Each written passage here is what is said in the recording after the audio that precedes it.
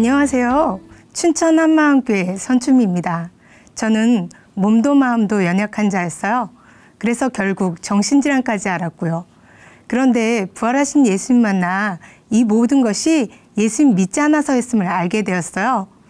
저는 지금 회개하고 예수님 믿어 자유한 삶을 살게 된 은혜를 나누려고 합니다. 아버지는 아주 권위적인 분이셨어요. 자신의 생각과 마음에 맞지 않으면 화를 내시다가 엄마한테 물건들을 집어 던지셨어요. 그래서 학창시절 제가 학교에 다녀오면 집안의 물건들은 다 부서져서 집안 여기저기 흩어져 있을 때가 많았어요. 술을 드시면 더욱 난폭해지셨는데요. 아버지가 술을 드시고 화가 나신 어느 날 가게에 낚싯대를 몇십 개를 가져다가 다 부러질 때까지 온 가족을 때리셨어요. 동네 사람들이 말려도 식구들을 향한 구타와 폭언을 멈추지 않으셨어요. 도저히 아버지를 이해할 수 없었고 아버지가 두려웠어요. 그래서 아버지처럼 체격이 크고 권위적이고 목소리가 큰 사람들은 다 무서워했습니다. 늘 집안 분위기는 우울하고 어두웠고 날마다 부모님의 싸움은 끊이지 않았어요. 그래서 간호사가 되고 나서는 취업을 통해 외지로 떠나고 싶었어요. 도피처로 외국도 생각했어요. 그러나 돈이 없어서 제 꿈을 접어야만 했습니다. 이런 제 처지가 너무나 속상해서 잘 알지도 믿지도 못하던 하나님을 원망했습니다. 그리고 하나님께 기도하는 것이 무슨 소용이 있나 하는 마음이 들어 교회도 아예 발을 끊게 되었어요. 언니들처럼 결혼이라도 빨리 해서 집을 떠나고 싶었어요. 아버지를 용서할 수 없었고 원망스러웠어요. 빨리 아버지와 이 어둡고 우울한 집을 떠나고 싶었습니다. 병원에 취직해서도 저는 힘든 상황이나 사람과 엮이는 것이 싫어서 사람을 많이 가려서 만났어요. 그래서 아주 극소수의 사람하고만 친하게 지냈습니다. 조금이라도 나를 괴롭게 하는 사람은 제가 피해버렸고 감당하기 힘든 상황이 터지는 것을 견디지 못하였어요. 저는 제 자신이 무기력해 보여서 늘 자신감이 없었어요. 사람들을 가리다 보니 사람들과 어울리면서도 늘 외로워했고 그러면서도 또 사람들의 인정은 받고 싶어 했습니다. 처음 중환자실에서 근무할 때 사람이 죽는 모습과 수시로 발생하는 응급 상황이 너무 힘이 들었어요. 그곳을 관리하시던 수간호사는 함께 일하는 사람들을 너무 힘들게 하는 사람이었는데요. 저는 그 수간호사도 두려웠어요. 그래서 그곳에서도 적응하지 못하고 일반 병동으로 도망치고 말았습니다. 그런데 그렇게 도망친 일반 병동은 일이 더 많은 거예요. 적은 숫자의 간호사가 훨씬 많은 환자를 케어했기에 정말 스트레스를 많이 받았습니다. 아버지에 대한 두려움과 원망으로 인해 남자들에게 쉽게 적대감을 가졌는데요. 그래서 남자 의사들과 트러블이 많았어요. 특히 성격이 모난 의사들인 경우에 오기가 발동해서 더 많이 싸우곤 했어요. 어느 날 간호사들을 괴롭히고 함부로 대하는 어떤 의사와 언쟁을 하다가 그 의사가 저에게 아주 큰 열쇠꾸러미를 던지는 사건이 있었습니다. 그 일로 인해 간호과장님은 그 의사와 부딪힐 일 없는 정신과 병동으로 저를 보냈습니다.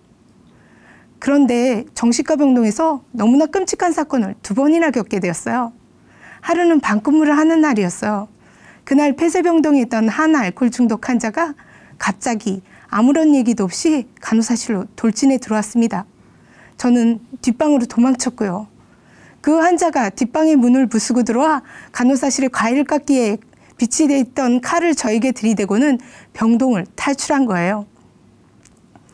다행히도 돌진한 환자를 보자마자 전화로 신고를 했기 때문에 출동한 경찰에 의해 간신히 풀려날 수 있었습니다. 그 환자는 가족들에게 퇴원을 하고 싶다고 했으나 안 들어주었기에 병원을 탈출하려고 했던 거였어요. 또 한 번은 아침에 환자들의 혈압을 재러 다니다 한 병실에 들어가 안녕하세요. 혈압 좀 재겠습니다. 한 후에 정신이 잃었고 깨어보니 응급실이었어요. 알고 보니 국가대표 투포한 선수였던 환자가 갑자기 발작해서 저의 머리를 마구 내리친 거였어요. 병원에서 뇌진탕 진단을 받았습니다. 그 후 저는 작은 소리에도 두려움에 떨었고 불면증에 시달리기 시작했어요. 그리고 어떤 사람이 옆에 가만히 있어도 공격할까 봐 두려워했습니다. 사람들과 눈조차 마주치지 못했습니다. 엘리베이터에서도 누군가 옆에 있으면 주먹으로 칠까 봐 두려워서 거리를 두고 서 있었습니다. 그래서 저는 정신과 병원에서 상담을 받았어요. 상담 결과는 외상 후 스트레스 증후군이었어요. 정신과 진단도 받고 약도 먹었지만 아무리 먹어도 소용이 없더라고요. 이런 저 자신이 너무 두려웠고 이대로 살게 될까 봐 다시 하나님을 찾게 되었습니다. 그러다가 서울의 보험사에 심사간호사로 직장을 옮기게 되었어요. 하지만 이미 정신적으로 피폐해질 대로 피폐해진 저는 눈에는 초점이 없었고 멍한 상태로 환청까지 들었습니다.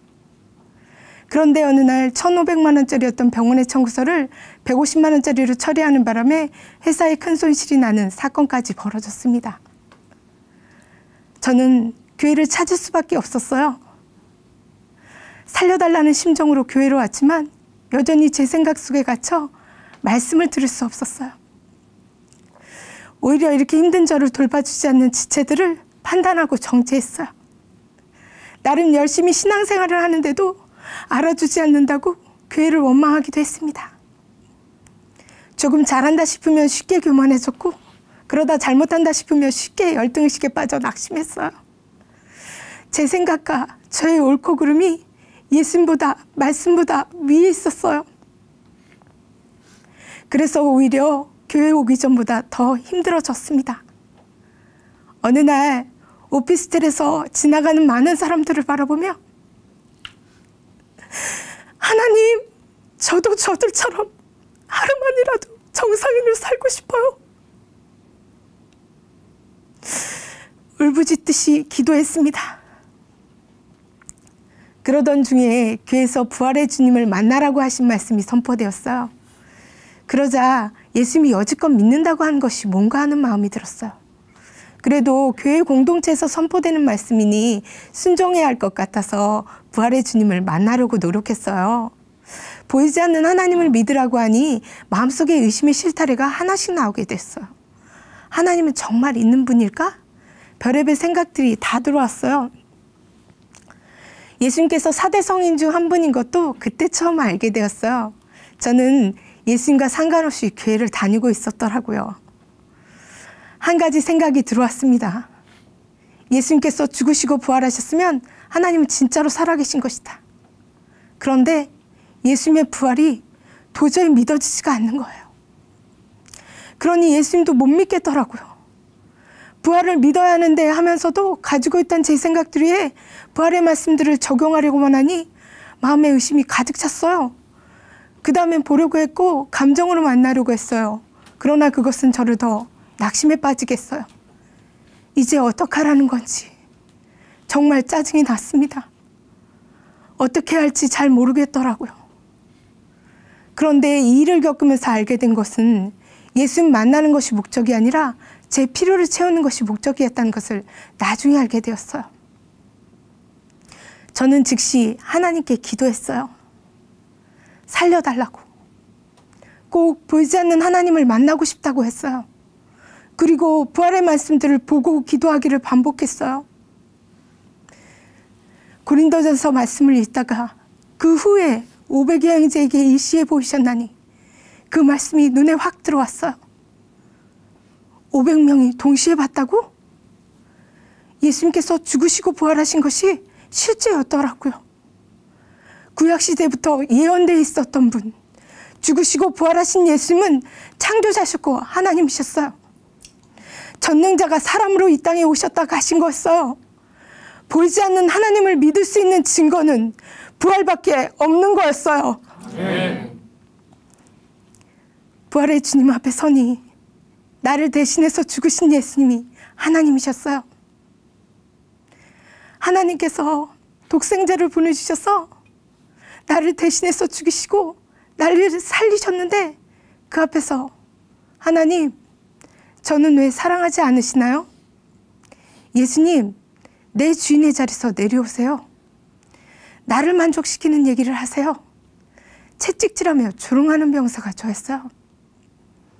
하나님께서 아들을 보내주셔서 나의 죄를 위하여 십자가에서 죽으시고 부활하셔서 다 이루신 것을 믿으라고 했는데도 그것은 되었고 나는 내가 주인이 되고 싶어요.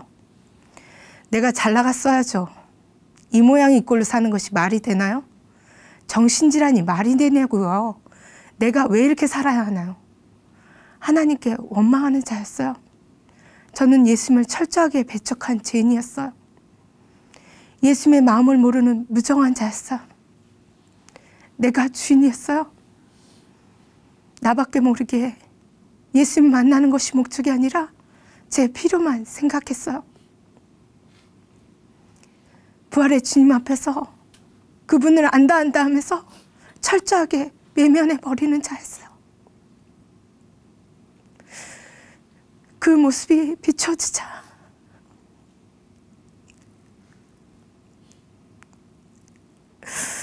저는 죄인입니다. 하나님,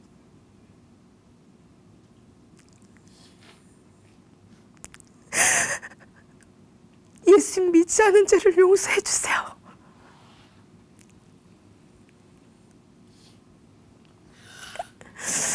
이 말밖에 나오지 않았어요.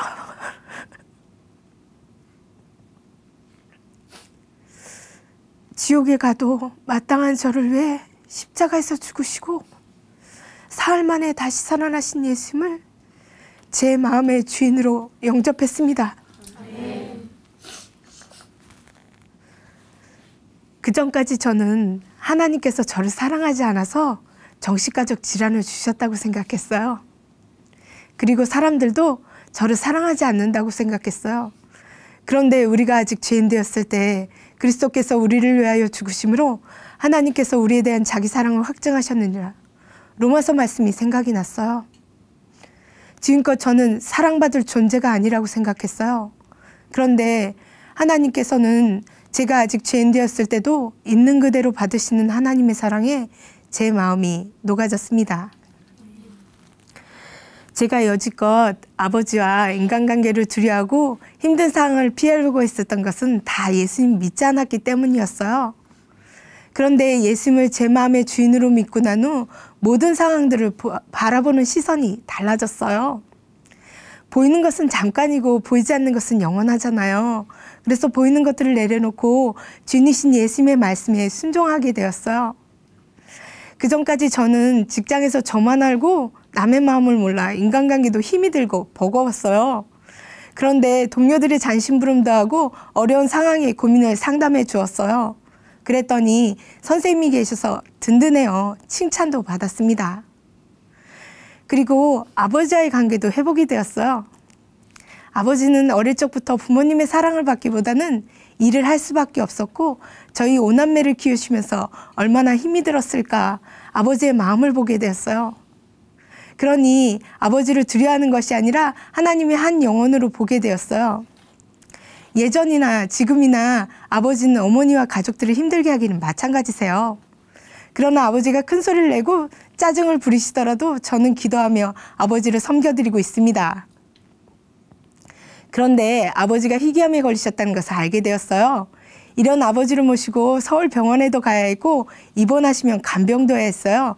그래서 저는 부모님을 모시게 직장을 그만두었어요. 솔직히 고민이 많이 되었어요.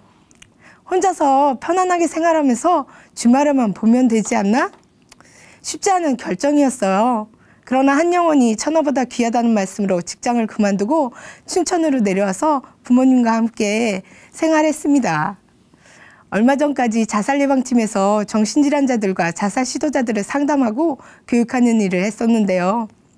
일로 인해 육체적으로 정신적으로 힘이 많이 들었어요. 그리고 연세가 많으신 분들과 직장 생활을 하다 보니 어려운 점이 많아 직장을 정말 그만두고 싶었어요. 그때 간절히 하나님께 엎드렸어요. 그런데 저희 주인이신 예수님께서 영혼들을 섬기라는 말씀을 주시는 거예요. 기쁜 마음으로 직장에 다시 출근을 했습니다. 예전에는 힘든 상황들이 오면 피하고 싶고 도망가고 싶어서 일도 제대로 하지 않으면서 왜 이리 힘든 일은 다 내 차지냐 끊임없이 원망을 했는데요. 저를 위해 십자가에서 죽으시고 부활하신 예수님은 그 앞에 있는 즐거움을 위하여 십자가의 부끄러움을 개의치 않으셨더라고요. 예수님을 생각하니 힘든 상황들 속에 들어온 염려와 두려움 그리고 분이 저도 모르게 사라지는 놀라운 일을 경험하게 되었습니다. 저는 감당할 시험만을 주신다는 예수님의 약속의 말씀을 붙들고 있어요. 저희 주인이신 예수님께서 저희 모든 상황과 환경을 아시니까요. 그래서 저는 기쁨과 평강으로 주어진 일에 최선을 다하며 감사함으로 직장 생활을 했습니다. 제가 정신질환자들과 자살 시도자들을 상담하고 교육하는 일을 했었잖아요. 그들의 불안과 염려, 원망과 미움으로 얼마나 절망 속에 힘겹게 사는지 이해가 되었어요. 저도 그들처럼 생활해 봤으니까요. 하지만 그들을 이해해주고 그들의 말을 들어준다고 해서 그들의 문제가 해결되는 것은 아니었어요. 정신질환도 자살에 대한 생각도 이 모든 것을 해결할 수 있는 것은 복음밖에 없습니다. 그래서 자연스럽게 복음을 전했습니다. 지금은 직장을 그만두고 쉬고 있는데요. 출혈로 인해 병원에 가보았더니 자궁내막 증식증이라는 부인과 질병이 발견되었어요. 암 전 단계라 자궁을 적출해야 한다고 했어요. 결혼을 하지 않은 상태라 마음이 너무 힘들었어요. 결혼할 수 있을까? 결혼하면 아이는 낳아야 하지 않을까? 그런데 수술해버리면 여자로서의 생명을 잃어버리는 건데 어떡하지? 생각들로 한동안 마음이 낙심이 되었어요. 그런데 그때 영원한 것을 얻기에 영원하지 않는 것을 버리는 자는 절대 어리석은 자가 아니다. 짐 엘리엇의 고백이 생각이 났어요. 그리고 예배 시간 초등학교 5학년 학생이 자신의 신앙 간증을 하는데 그때 제 마음에 부어진 말씀은 부활의 증인은 어떠한 상황에서도 벌떡 일어날 수 있다였어요. 그리고 어떠한 질병도 예수님과 제 사이를 갈라놓을 수 없었어요. 그래서 지금은 약을 먹으며 수술을 준비하고 있습니다. 그리고 주님이 주시는 기쁨과 평강으로 하루하루 감사함으로 생활하고 있습니다. 직장에 다닐 때는 일이 많아 새벽에 출근해서 늦은 밤에 퇴근하다 보니 새벽 예배는커녕 주일 대예배도 힘들었어요. 공동체와 함께 한다는 것은 엄두도 못 내는 일이었죠. 그런데 제가 아프고 나니 너무나도 자연스럽게 새벽을 깨우게 되고 지체들과 함께 체조하고 아침 식사를 하고 있습니다. 저는 몸도 마음도 연약한 자였어요. 그래서 결국 정신질환까지 앓았고요. 그런데 부활하신 예수님 만나 진리 가운데 자유한 자로 최고의 시간을 누리고 있습니다. 고난은 유익입니다. 예전에도 지금도 제가 아픈 것은 주님과 더 가까워지는 축복의 시간입니다. 예수님 없이 제가 주인되어 정신질환자로 살았던 저를 천국 백성으로 삼아주신 예수님 사랑합니다. 감사합니다.